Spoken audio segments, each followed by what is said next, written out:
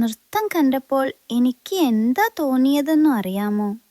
എല്ലാവരും ഒത്തുചേർന്നാൽ എത്ര രസമായിരുന്നു. അതേ മോനെ, ഒരുമയെന്നത് യുദ്ധം തകർക്കുന്ന ആദ്യത്തെ സ്വപ്നമാണ്. ഇവരെന്തിനാ മുത്തച്ഛ തമ്മിൽ പോരാടുന്നത്? അറിയില്ല കുട്ടാ, പക്ഷേ നഷ്ടമാകുന്നത് മനുഷ്യരെയാണെന്ന് പിന്നെയല്ലേ ഇവരൊക്കെ അറിയുന്നത്. ഇനി നോക്കൂ, അച്ചാച്ചന്മാർക്കു എന്തു ചെയ്യാനാണ് ഇഷ്ടമെന്ന്. എടി ശോശന്നെ, എന്താ പപ്പ? ഞാൻ നിന്നോട് പല പ്രാവശ്യം പറഞ്ഞു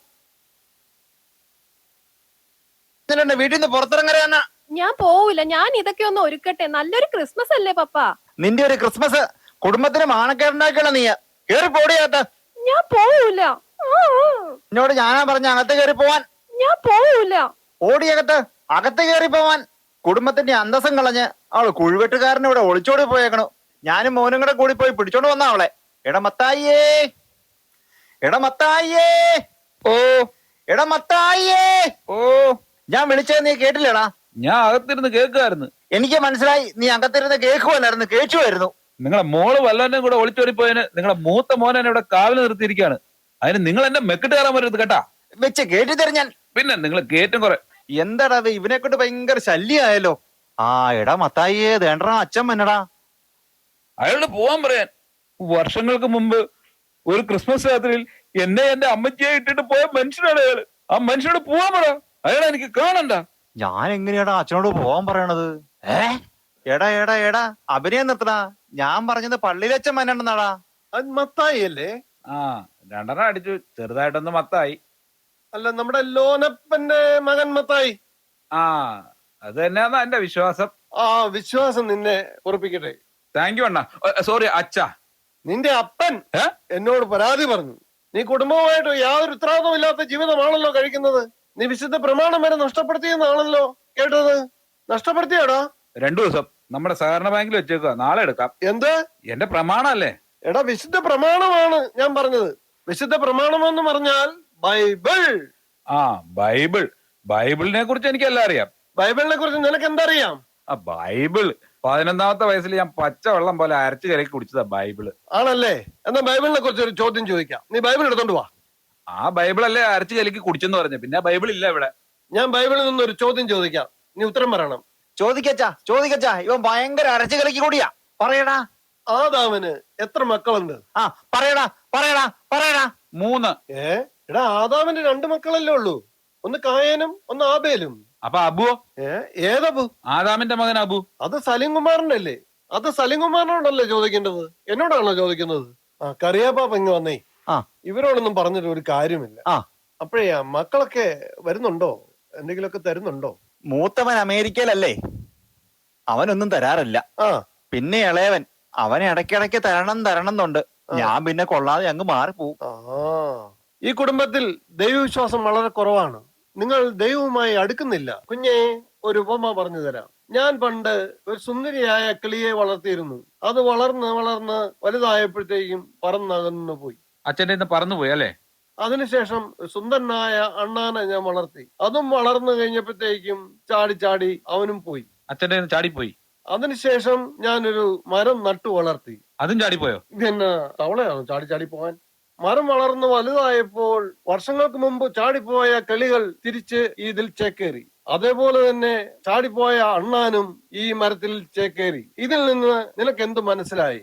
ഇതിൽ നിന്ന് എനിക്കൊരു കഥയാണ് ഓർമ്മ വരുന്നത്. അത് നീ പറ, നീ പറയുന്നേ. ബൈബിളിലെയാണോ? ബൈബിളിലല്ല, ഇത് എന്റെ സ്വന്തം കഥയാ. പുതിയ നിയമമാണോ? അല്ല, പുതിയതാ. 2 ആഴ്ച ആയിട്ടുള്ളൂ. പണ്ട് ഞാൻ ഒരു പാക്കറ്റ് സിഗരറ്റ് വാങ്ങിച്ചു. ആ എന്റെ ഒരു സുഹൃത്ത് രാജീവ് അതങ്ങ് എടുത്തോണ്ട് പോയി. ഓ പിന്നെ ഞാനൊരു പാക്കറ്റ് മിക്സർ വാങ്ങിച്ചു. ആ എന്റെ ഒരു വേറെ സുഹൃത്ത് ജെയിൻ അതങ്ങ് എടുത്തോണ്ട് പോയി. ഏത് ജെയിൻ? നമ്മുടെ കമ്പാനിയൻസ് ക്ലബിന്റെ സെക്രട്ടറി ഇല്ലേ, ആ ജെയിൻ. ഓഹോ, പിന്നെ നീ മരം നട്ടോ? മരം നട്ടില്ല. പിന്നെ ഞാനൊരു ഫുള്ള് വാങ്ങിച്ചു. എന്നിട്ട് അപ്പൊ ഈ പോയ രാജീവ് സിഗരറ്റുമായിട്ട് തിരിച്ചു വന്നു. നമ്മുടെ ജെയിൻ ഈ മിക്സറുമായിട്ട് തിരിച്ചു വന്നു. അത് കൊള്ളാം. രണ്ടുപേരും ഇവിടെ ചേക്കേറി. അന്ന് രാത്രി മുഴുവൻ ഞങ്ങൾ ഇവിടെ ചേക്കേറി. അവന്റെ കൂടെയൊക്കെ കൂടിയാ. കുഞ്ഞെ, നിന്റെ കൂട്ടുകെട്ടുകൾ മദ്യപാനികളുമായിട്ടാണ്. ഇങ്ങനെ ഓവറായിട്ട് മദ്യപിച്ചാൽ നിന്റെ എല്ലാ കണക്കുകളും ദൈവത്തിന്റെ പുസ്തകത്തിൽ എഴുതി വെക്കേണ്ടി വരും. ഞാൻ ഇന്ന് വരെ ആരുടെയും ഓസിന് അടിച്ചിട്ടില്ല. പിന്നെ എന്തിനാ ദൈവം എന്റെ കണക്കൊക്കെ പുസ്തകത്തിൽ എഴുതി വെക്കും? പിന്നെ നീ എങ്ങനെ സ്വർഗത്തിൽ പോകും? ഓ എന്റെ കുഞ്ഞെ, നിന്റെ ശ്വാസത്തിന് തന്നെ മദ്യത്തിന്റെ മണമാണല്ലോ, നീ എങ്ങനെ സ്വർഗത്തിൽ പോവും? ഇവിടുന്ന് ശ്വാസം പോയിട്ടല്ലേ അച്ഛാ സ്വർഗത്തിൽ പോണേ, പിന്നെ അവിടെ നാറുമില്ലല്ലോ. എന്റെ മകനില്ലേ ആ ഗിറ്റാർ ജോർജ്, അവൻ ഇങ്ങനെ പാട്ടും കൂത്തെന്നും പറഞ്ഞ് ഇങ്ങനെ അങ്ങ് നടക്കുക. ആ ജോർജ് ഇടവകയിലെ ഒരു പൊതു ശല്യമാണ് കേട്ടോ. അച്ഛൻ അവനെ ഒന്ന് ഉപദേശിക്കണം. എടാ ജോർജേ, എടാ ജോർജേ. ജോർജ്,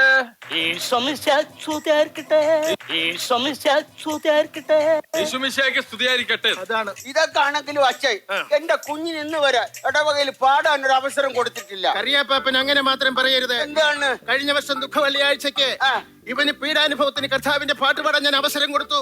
ഇവൻ എന്താ പാടിയെന്നൊന്ന് ചോദിച്ചു നോക്കി. നല്ലതുപോലെ പാടിക്കാണു മക്കളെ, പാടാ. അതൊന്ന് പാടിക്കേ.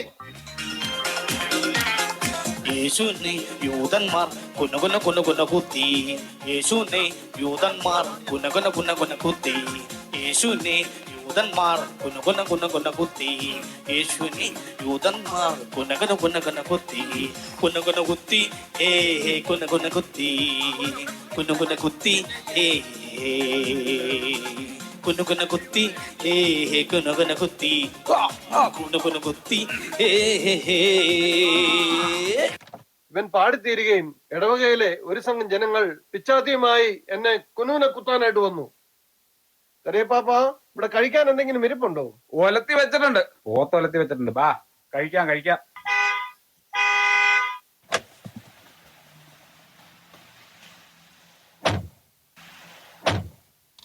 എന്റെ ദൈവമേ, എന്റെ അമേരിക്കൻ അച്ചായ പത്തിലോ. അയ്യോ ഉമ്മ, അയ്യ അയ്യോ.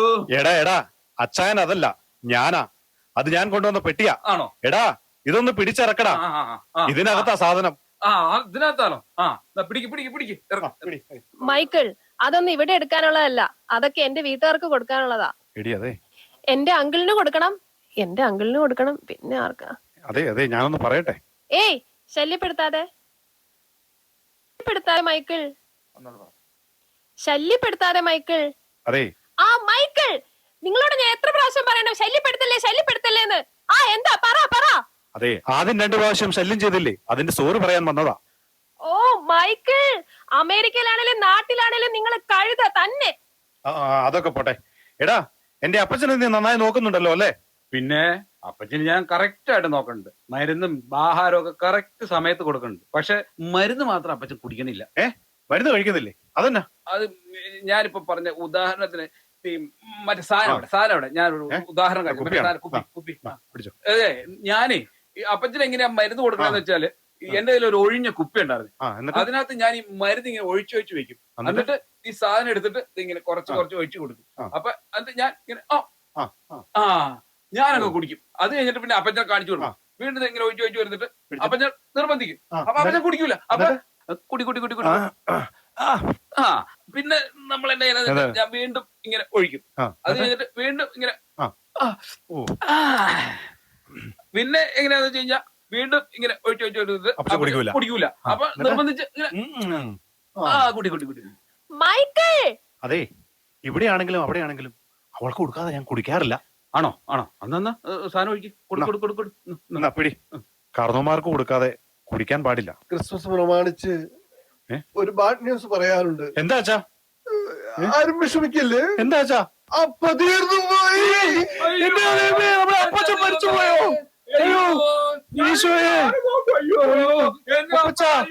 എന്റെ അപ്പച്ച ഒരു നോക്ക് കാണാൻ പറ്റിയല്ലോ ഇത്രയും വന്നിട്ട്.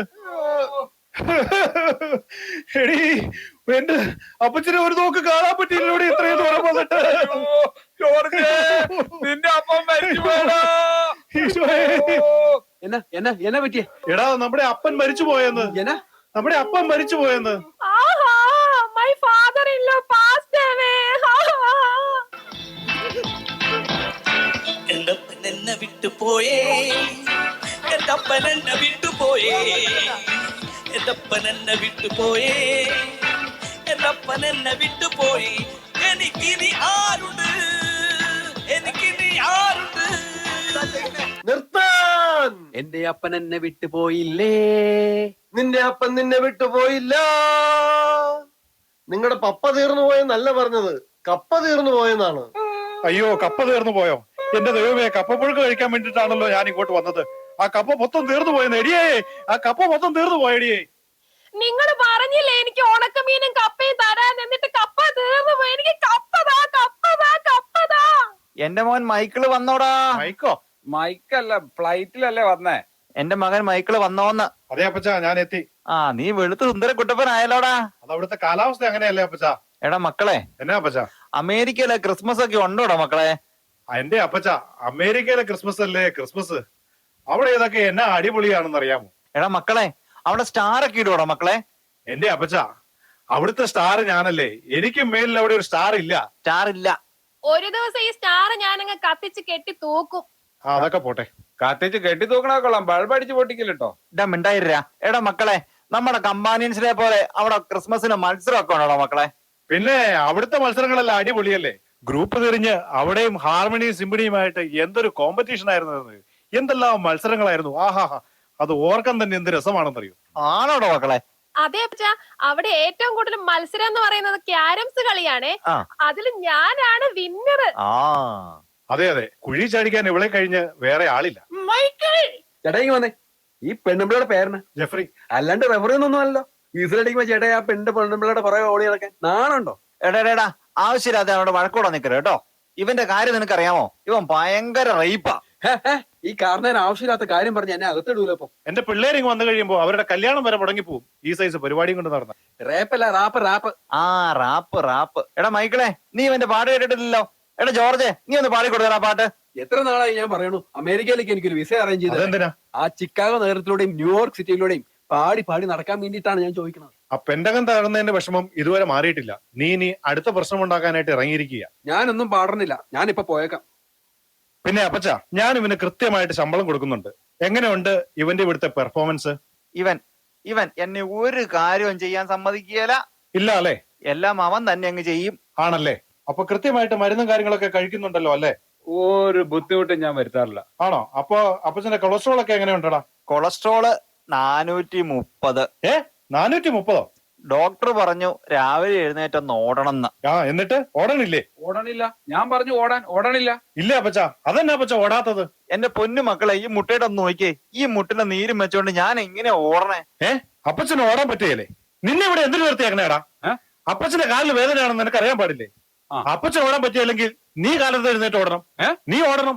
നീ കാലത്ത് എഴുന്നേറ്റ് ഓടിയിട്ട് അതിന്റെ റിസൾട്ട് എന്നെ കാണിക്കണം. ആ, ഓടാം. നാളെ പോലെ ഓടി കാണിച്ചു തരാം.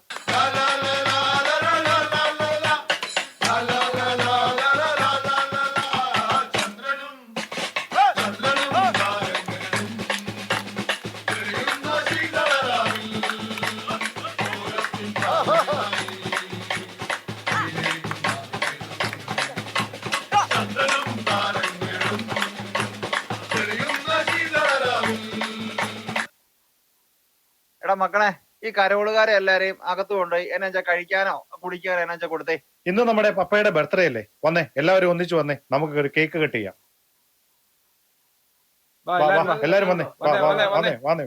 കേക്ക് നീക്കി വെച്ച് കട്ട് ചെയ്താ അപ്പച്ച.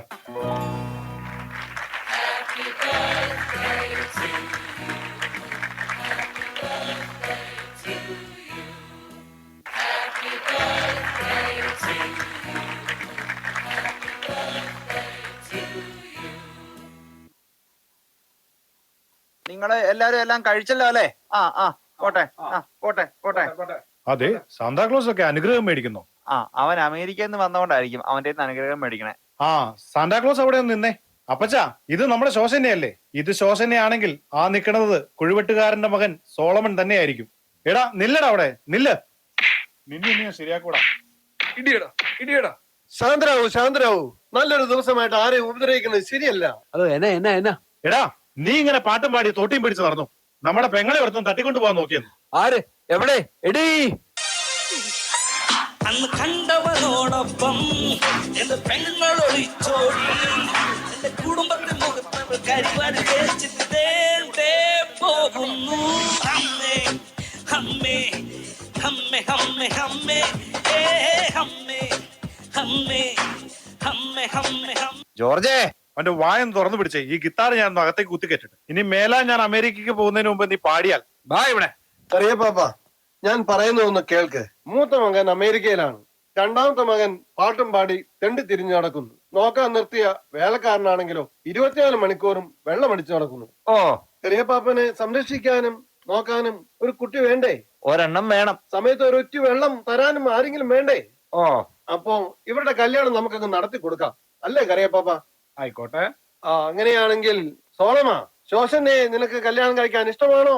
ഇഷ്ടമാണോ ശോശനെ? ആ, ഇഷ്ടാണ്. എങ്കിലൊരു കാര്യം ചെയ്യാം, അടുത്ത ന്യൂ ഇയറിന് ഇവരുടെ കല്യാണം നമുക്ക് മംഗളമായി നമുക്ക് നടത്തി കൊടുക്കാം. നടക്കിയല്ല. ന്യൂ ഇയറിന് നടക്കിയല്ല, ജനുവരി 1 നടക്കുള്ളൂ.